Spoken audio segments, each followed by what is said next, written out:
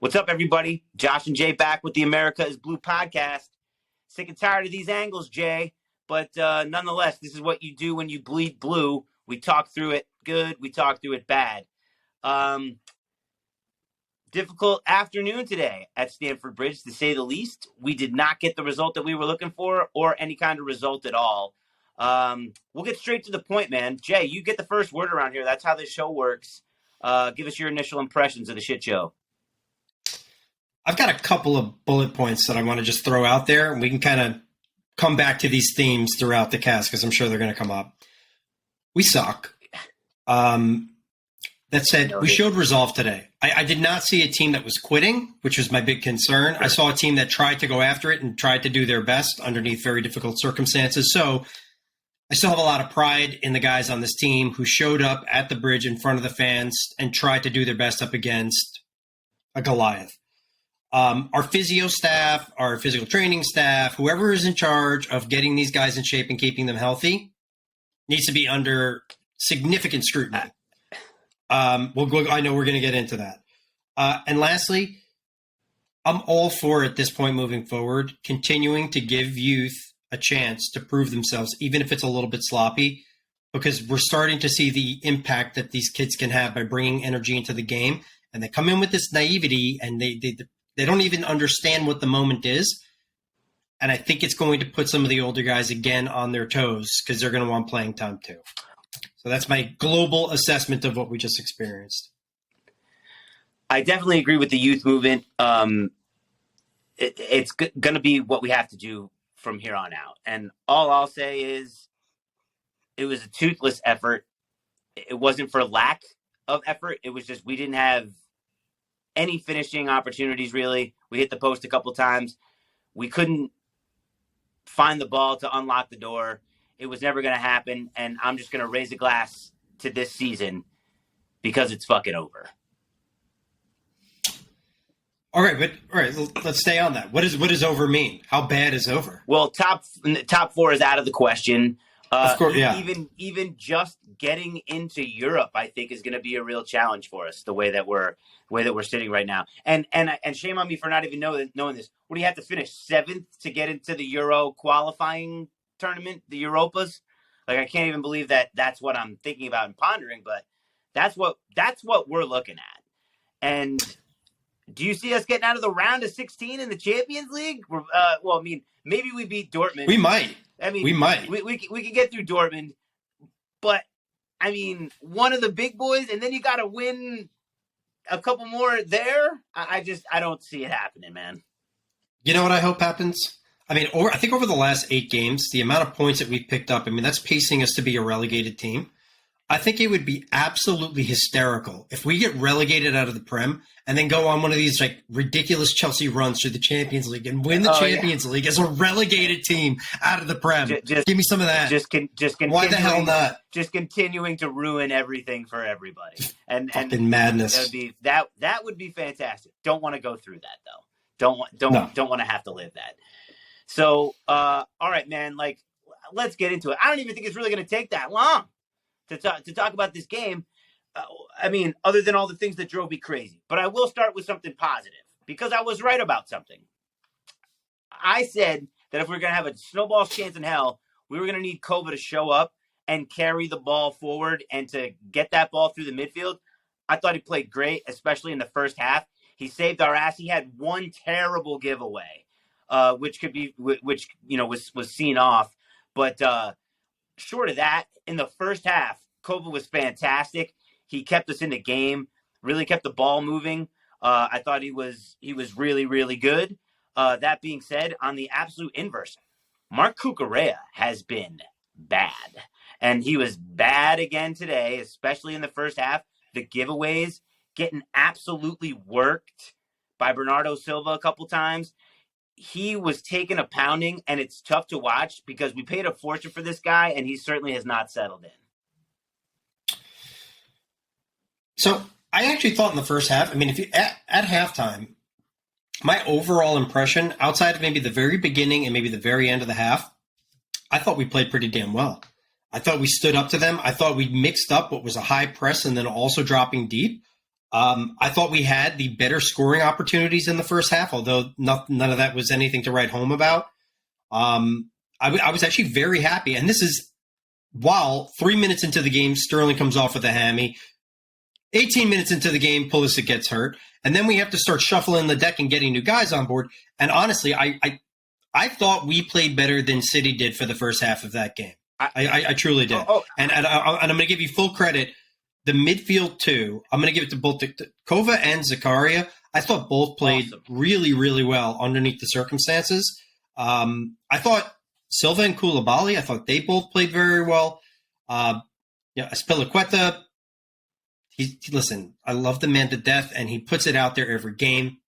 He just doesn't have it anymore. He just doesn't have the pace. And he was never really a pacey fullback, but he always played with such grit and such intelligence that he was able to make up for what was not exceptional athleticism. But, dude, he's older now, right? That is what it is. I want to go back to something, though, real quick, because we're going to touch on the injuries, because it's unreal at this point. I've been watching sports in general for a really long time, seeing guys get hurt all kinds of different ways, whether it's a torn ACL or a ligament or, pulled hammies. We've seen guys, pull up in various situations.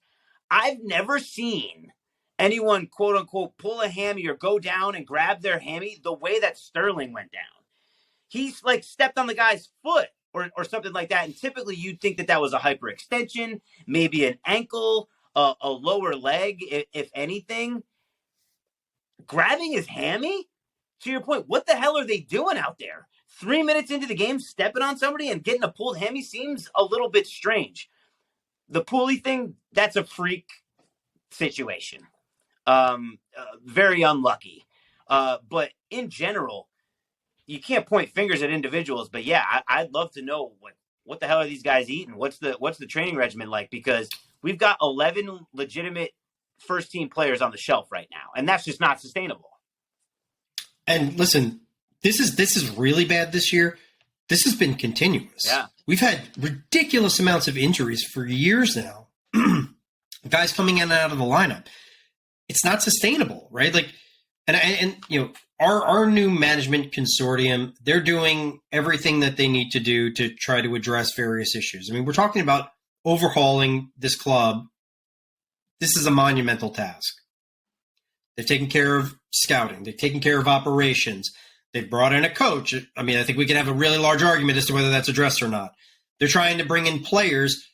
During the summer, they had a very limited window to do so and had to rush to do it because they weren't allowed to do it. So listen, they're spinning a shit ton of plates at the same time.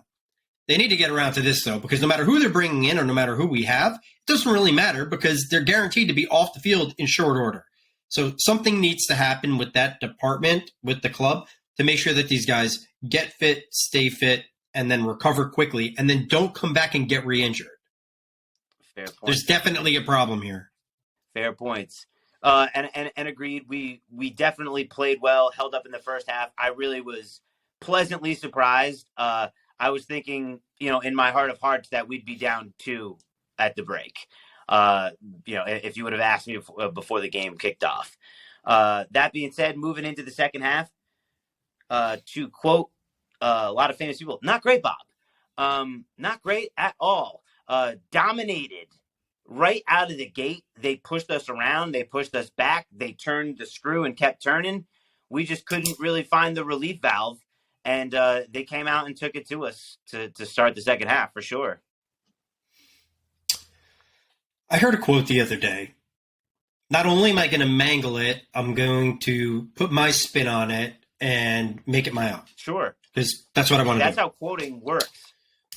Some very wise human being at some point in time in the history of football said that the first 45 minutes of the game is won and lost by the players, and the second 45 minutes of the game is won and lost by the manager.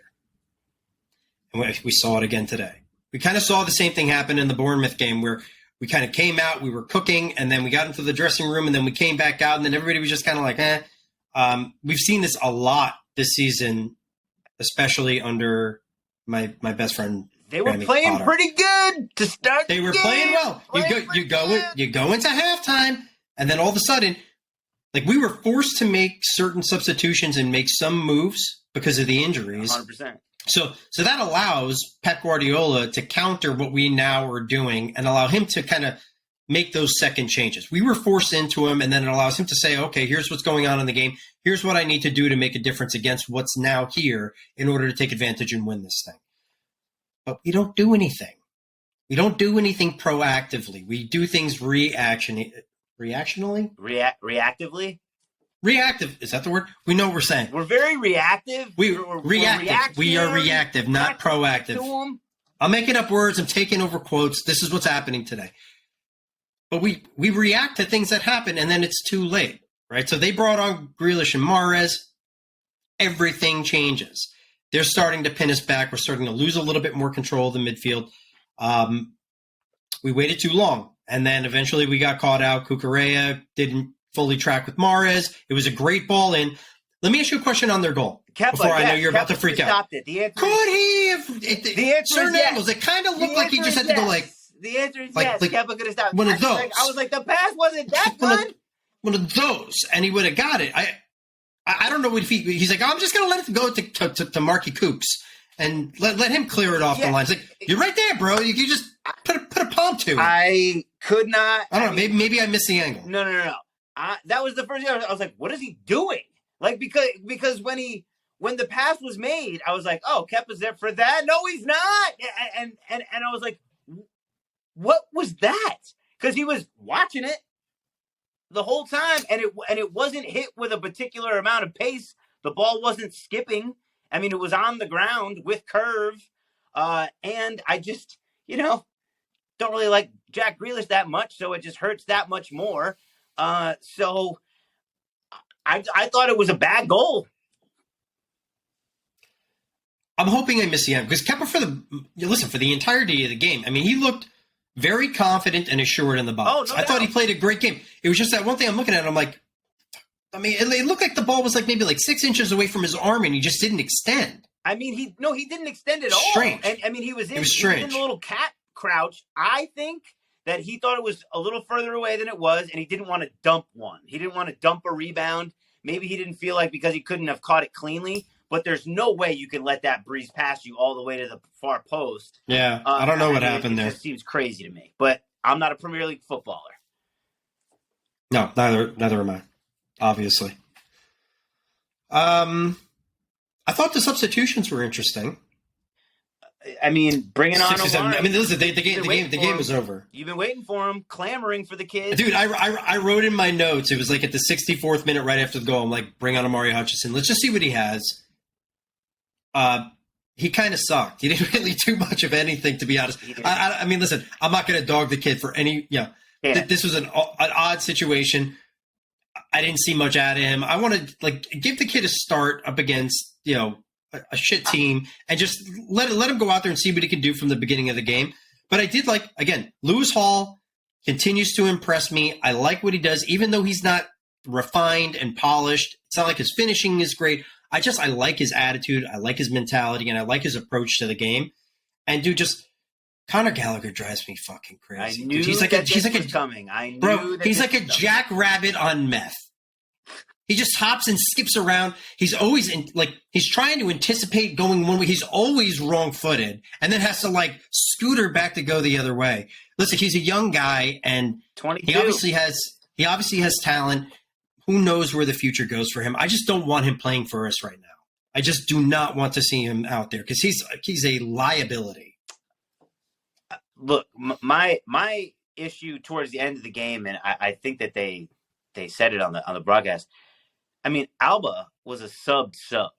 Getting him on was one thing, but then at the end of the game, we had no natural goal scorer, and that's why bringing on your boy Omari in that situation, I was like, this is completely wrong. We at least need Alba out there. He's the only natural poacher, get behind the defense, run off the back shoulder guy that we had anywhere, in the roster. And you got to keep him on unless he's on a minutes limit or, it didn't look like he picked up a knock, but taking him off, I was like, what the are we doing? Like, and that goes back to the Graham Potter thing. I just really didn't understand. Lewis Hall, yeah, absolutely. Bring him in there for the energy. 100% on board with that. Absolutely embrace it. But taking off Alba and bringing on Amari Hutchinson did not make sense. Conor Gallagher tried to make a couple of things happen. But, yeah, I mean, we had a couple of chances at the end, and it's just we didn't seem to have any of the real quality that was necessary to finish. No. And, hitting the post twice, it just never felt like we were going to get it. No, we didn't. Nor did we really deserve it. I mean, even Carney Chukwuemeka had that opportunity in the first half. It was a deflected shot. If it wasn't deflected, that was an easy save. I mean, you could see the angle of the ball before it hit the deflection. Ederson was right there. I really don't think he was going to have a problem saving that one way or the other. The deflection actually helped the shot to keep it close. I didn't mind the swap. I mean, Aubameyang, dude, he's bad right now. When he first came over, it was like he had a couple of those poachers goals, and we're like, finally, we just have a guy who will create the chances for you. We just need you there to be able to bang one home because we don't really have the surgical precision to do that. Anybody, for some bizarre reason. Again, losing the service in from Reece James consistently, losing Chilwell and what those guys can bring, that certainly hurts. And we also have benched Ziyech for the majority of the season. So we just haven't had anybody who can create opportunities for a guy like Aubameyang, provide him service, do something dangerous on one side of the field where he's just kind of hanging out by the post on the other side. I mean, these are the type of goals that he scores. He doesn't grab the ball at the top of the box, put on 2 or 3 amazing moves, and then crack one in the top corner. That's just not what he does. So I didn't mind Amari Hutchinson coming on, and I'm glad he got some playing time. Because when I saw him in the exhibition game against Villa, it's a really bad analogy, but he showed a little bit of that kind of like Eden Hazard type shiftiness. I'm not comparing these two, but you saw some of that in him, like that liveliness, the ability to drive. And I just didn't see that today because anytime he received the ball on the wing, he just kind of passed it back to the middle. It almost looked like he was a little bit shook out there. I mean, he's a young kid, and being a debutant, being down one, with Manchester City on the pitch, that's an interesting. Yeah, but wouldn't you think that would be like, all right, we're down, it's Man City over there, dude. I'm going balls to the wall. I don't care if I look like a fool and I send one into the rafters. I'm going to do whatever I need to do to showcase what I can do right now. I've got 23 minutes to do this. I would be receiving the ball in the corner of the box and then just passing it back to the middle before I even take a touch. So I was a little bit discouraged by that, but it's so early to judge this guy. I want to see him get a start, and I want to see what he can do. That I'm on board with. All right, man. Let's chop this thing the rest of the way home.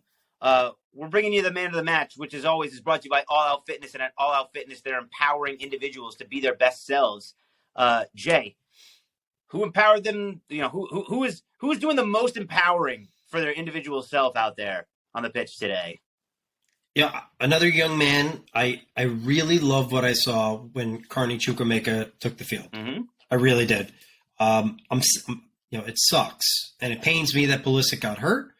I thought it was an interesting change to bring Carney on for him.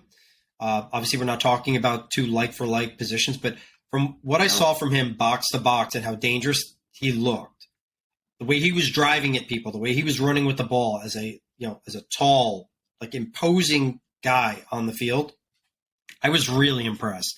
So again, these are the type of guys that I want to see get more playing time instead of the old, stale, same repetitive shit that we just continue to throw out there and then we get disappointed.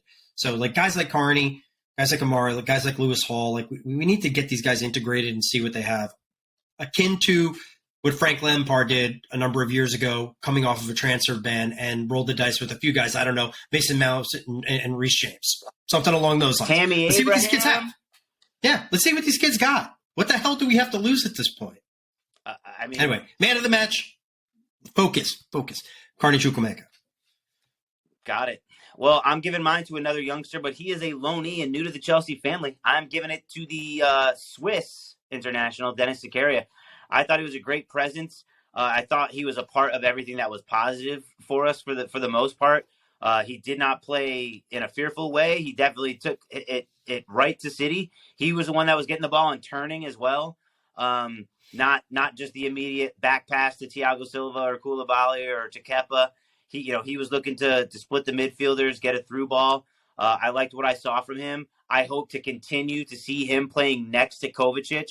I like that pairing a lot, especially compared to Jorginho. So give me that Zakaria Kovacic midfield, and I think we'll continue to build off that. All right, I'm done with that. So moving on to what's next. Well, what do we got next, Josh? I mean, we're playing City again on Sunday in the FA Cup. Oh yeah, those guys. Oh yeah. Yeah. Oh yeah. That's good. So good. The FA Cup, a traditional cup competition in England where they play for a big trophy at the end. Shocking. I mean, hopefully, it would be nice to knock them off. My goal is to score. We haven't scored in 4 straight. The last goal that we scored against Manchester City was Kai Havertz in the 21 Champions League final. Granted, we'd switched that one goal for all the other goals that we haven't scored and the times that they beat us to make sure that we hoisted that trophy that day. Nonetheless, we need to score if we're going to win. So last time I checked, you have to put goals up to win football games. So I am hoping that we can score a goal. That's my big hope for our match against City. You know what, man? Maybe all of our sentiments, maybe this is all just coming to a head. City's very much focused on trying to gain ground on Arsenal in the Premier League. They have to worry about their schedule, which is very tough coming up in the Premier League. Maybe they come out there, they throw out their B team or sprinkle in a couple of guys who aren't usually starting. We go out with the young boys and just say, let's do it. And maybe we come out of that thing with a win. And maybe we actually have a chance for some silverware in the FA Cup. Maybe. Wouldn't that be a nice story, too? Well, or like City could march out the youngsters, man. City could march out their U23s, I think, and give us a run for our money. So that's where we stand, man. That's the state of affairs in London town right now. Unfortunately, not a lot of good news to report, but we will be back on Sunday to chop up the FA Cup results and everything else Premier League. Thank you, everybody, for the support. We appreciate you listening. America is indeed blue. Jay and I will be back on Sunday. We'll talk to you then. Thanks.